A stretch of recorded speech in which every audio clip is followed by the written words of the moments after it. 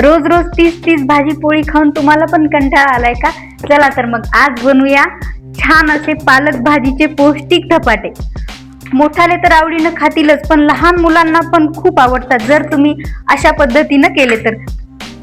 आज मी मुद्दाम पारंपरिक पद्धतीने धपाटे बनवलेले आहेत, कारण आजकाल पिझ्झा बर्गरच्या नादात जुन्या चवीचा विसर पडत आहे. त्यामुळे लहान मुलांनाही असे पदार्थ खायला नकोसे वाटतात, पण आपल्या घरात बनवले तर ते नक्कीच आवडीनं खातील आणि हळूहळू त्यांनाही जुन्या पदार्थाची आवड निर्माण होईल. चला मग करायची का रेसिपीला सुरुवात.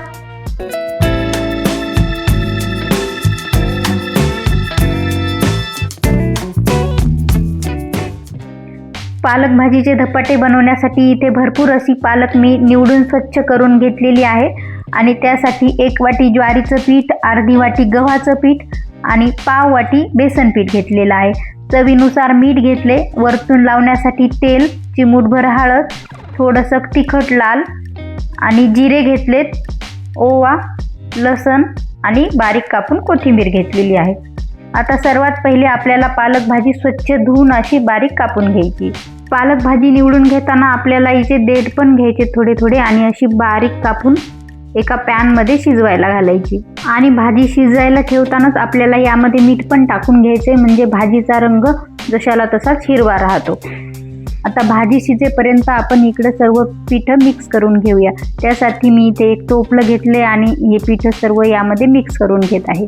यामध्ये जर तुम्हाला तुमच्या आवडीनुसार टोमॅटो, कांदा काही बारीक कापून घालायचा असेल तर तुम्ही तो पण घालू शकता. त्याची पण चव यामध्ये मस्त लागते. आणि जिरे सुद्धा लसणासोबतच थोडे बारीक ठेचून घेतले ना तरीही चालतील, किंवा मग जिरे पावडर टाकलं तरीही चालेल. आता हे सर्व आपल्याला एकदा असंच कोरडं मिक्स करून घ्यायचं, म्हणजे हळद, मीठ, तिखट सर्व पिठामध्ये मिक्स होईल. आता भाजी इकडे आपली मस्त शिजलेली आहे गाळ. भाजी शिजली की गॅस बंद करायचा आणि भाजी 2 मिनिट थंड होऊ द्यायची, म्हणजे जास्त थंड पण होऊ द्यायची नाही. हाताला सोसवेल इतकी गरम असेल तेव्हाच आपल्याला हे पीठ मळून घ्यायचे, म्हणजे पीठ लवकर भिजल्या जातं आणि याचा मळलेला उंडाही एकदम मऊसूद होतो. आता अशा प्रकारे आपल्याला त्या भाजीमध्ये जेवढं होईल तेवढं पीठ मळून घ्यायचंय. पाणी लागलंच तर उरलेलं भाजीचं शिजलेलं पाणी जे असतं ना तेच आपल्याला यामध्ये वापरायचंय. जसं लागेल तसं पाणी आपल्याला यामध्ये टाकायचंय आणि मऊसूद असा उंडा याचा मळून घ्यायचा आहे. हे बघा, अशा प्रकारे मी उंडा मळून घेतलेला आहे, म्हणजे याचे धपाटे सुद्धा आपल्याला मस्त थापता येतात. तुम्हाला वेळ असेल तर याला 10 मिनिट भिजवत ठेवायचं. नाही भिजवलं तरीही चालते, कारण भाजी गरम असते आणि पीठ लगेच भिजल्या जातात आणि मस्त मऊसूद असा उंडा याचा तयार होतो. आता आपल्याला धपाटे बनवायला सुरुवात करायची, पण त्या पहिले आपल्याला गॅसवरती तवा ठेवायचा आहे गरम करण्यासाठी आणि पोळपाटावर असा ओला कापड करून घ्यायचा आहे आणि त्यावरती थोडंसं पाणी टाकून धपाटे थापून घ्यायचे. हे बघा, अशा प्रकारे मी धपाटे थापत आहे. एकदम हळू सर्व बाजूनी सारखे असे आपल्याला धपाटे थापून घ्यायचे, म्हणजे ते भाजायला सोपे जातात आणि सर्व बाजूने व्यवस्थित भाजतात. तुम्हाला जेवढ्या आकाराचं बनवता येईल तेवढं तुम्ही बनवू शकता. याला थापताना आपल्याला प्रत्येक वेळेस थोडं थोडं पाणी घ्यायचे, म्हणजे आपल्या हाताला उंडा चिकटणार नाही आणि धपाटं व्यवस्थित थापता येईल. हे बघा, अशा प्रकारे धपाटं थापून झालेलं आहे मस्त. आता त्याला आपल्याला बारीक छोटे छोटे असे छिद्र करून घ्यायचे, म्हणजे आपल्याला नंतर तव्यावर भाजायला टाकलं ना की यामध्ये तेल टाकता येतं आणि तेल सर्व बाजूला लागतं आणि धपाटंही तव्याला चिटकत नाही आणि भाजतं पण मस्त.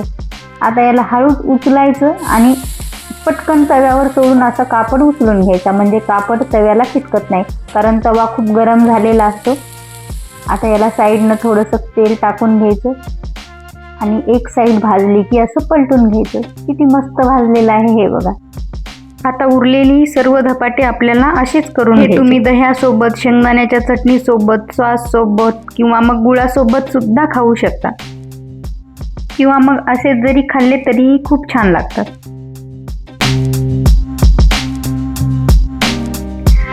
तर मग कसे वाटले आजचे पालक भाजीचे धपाटे? आवडले असतील तर व्हिडिओला लाईक करा आणि चॅनलवर नवीन असाल तर चॅनलला सबस्क्राईब करा आणि बेल आयकॉनवरती क्लिक करा, म्हणजे असेच नवनवीन रेसिपीज तुम्हाला सर्वात पहिले पाहायला मिळतील. भेटूया आपण अशाच पुढच्या नवीन व्हिडिओमध्ये. तोपर्यंत बाय बाय.